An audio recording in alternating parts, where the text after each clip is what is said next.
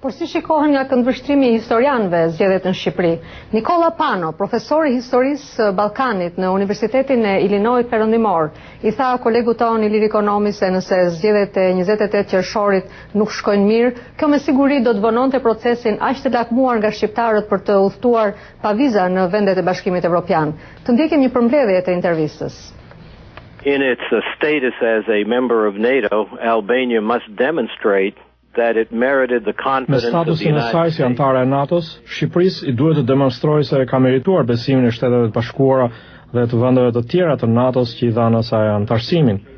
Këto zgjedhje duhet të jenë patjetër të lira dhe të ndershme. Nëse zgjedhjet zhvillohen jo mirë, kjo me siguri do të vononte procesin aq të lakmuar nga shqiptarët për të udhëtuar pa viza në vendet e Bashkimit Evropian. Natyrisht zgjedhjet e zhvilluara me të meta do të vononin procesin e pranimit të Shqipërisë në Bashkimin Evropian dhe prestigjin ndërkombëtar i vendit do të dëmtohej. What does concern me are the two strong men, Sali Berisha and Edi Rama.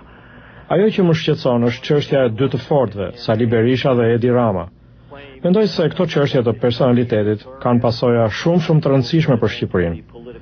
Do të ishte shumë e shëndetshme nëse politika në Shqipëri do të ishte më pak e personalizuar tek dy individ dhe do të përqendrohej më tepër te çështjet konkrete.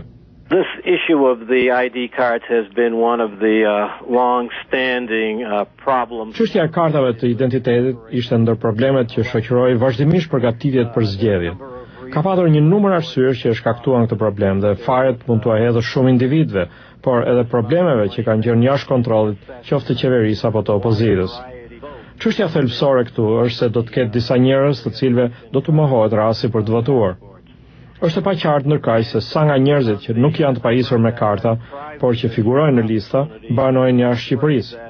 Nëse pas zgjedhjeve rezultati është i ngushtë, kjo do të ishte një arsye, sidomos për të mundurin që ta kontestojë rezultatin. The loser especially contesting the results.